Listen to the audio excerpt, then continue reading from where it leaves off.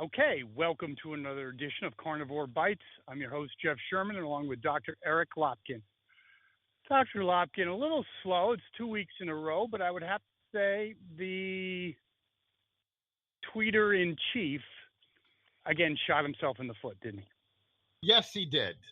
I mean, this one was so, it's inexplicable in your comments. I mean, inexplicable.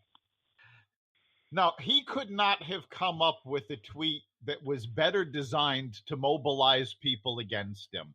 It was the stupidest thing he could have done. I understand being frustrated with the 4 freshman congresswomen because, let's face it, these are not bright people. No, they're not bright. You want to say that? You attack their intellect. You attack their knowledge. To say go back where you came from, it's like, how moronic can you get? It's just, and even people that don't like, and the other thing, I came to think of this, hold on. If you don't like these people, which many people, I think their approval rating, all of them, is AOC and Omar's, like literally, Omar's in single digits and AOC is like 12%. I'm talking about even in her constituency. All of a sudden you start mobilizing people to maybe feel bad and support them. Exactly. I mean, their approval ratings are pretty low, but that's what I'm saying. Yeah. This is giving them sympathy. People now go, oh, well, wait a minute. We can't allow them to be treated this way. I agree. So, and you talk about like being completely tone deaf politically. It's just, you got to just shake your head and say, why? Like, what are you doing?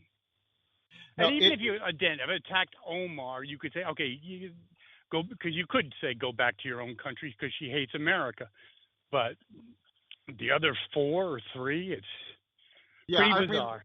Lumping the 4 of them together, yes, they don't know what they're doing.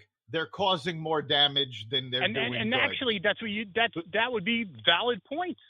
Right, and that's what stupid and they don't know what they're doing. That's fine. What you say about them.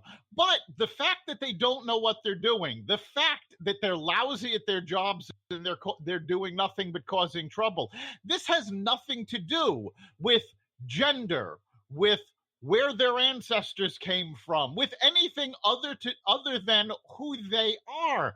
Why muddy the waters with a stupid comment like go back where you came from?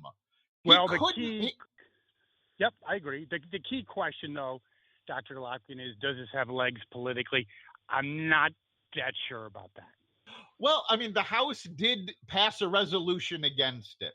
The fact that they were able to get everybody together to do this. I mean, remember, Pelosi's arm of the party and these 4 have been basically at war with each other. And Trump managed to unite them. Yeah, it was really bad. It might have legs, don't know, but very dumb. The other thing that's an interesting thing politically is the economy. We both agree that Trump is hinged at the hip with the economy. The economy does well, he probably wins. If it doesn't, all bets are off. What do you see on the horizon? Well, the economy is actually going along fairly well. We got a number of indicators. For how long? Well, that's the question. We got a number of indicators this week that were all stronger than expected.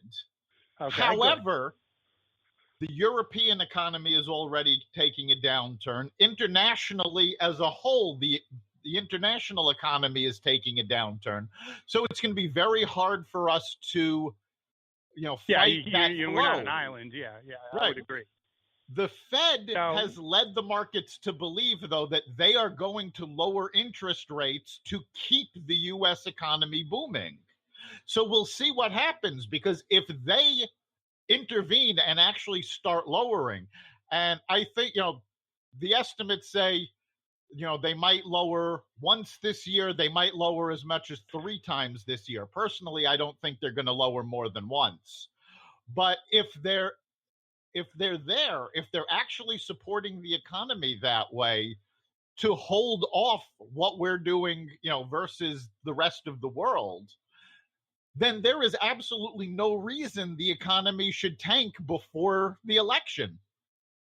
We hope not. We'll see. But We'll see how it all unfolds, but you do agree. In fact, they're definitely tied at the hip, but I actually heard a prediction this morning from someone on CNBC who was saying they expect the economy to keep booming for another 5 to 10 years.